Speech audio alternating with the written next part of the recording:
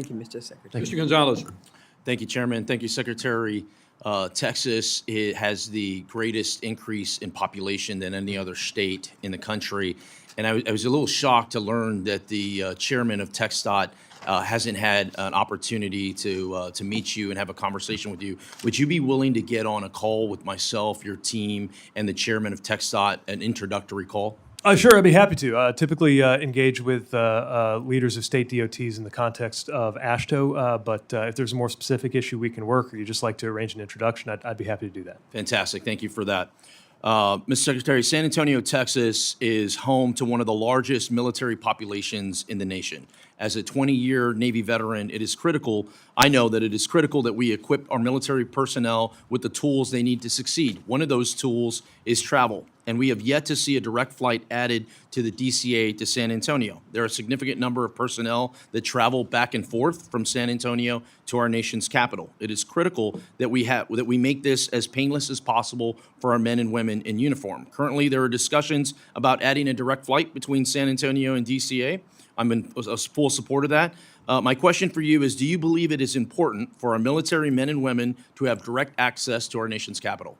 Well, having traveled on orders myself, I certainly recognize and appreciate the importance of good air travel and other travel options for our military members. Excellent. My next question is, my district is massive. It's larger than the state of Pennsylvania. I have 29 counties. 27 of those counties are rural. Livestock plays a very important role in our economy. For years, livestock has relied on an exemption to the electronic logging device, ELD rule. Without these exceptions for livestock carriers, there is a risk of animals being left without proper grazing accommodations or becoming subject to other health risks.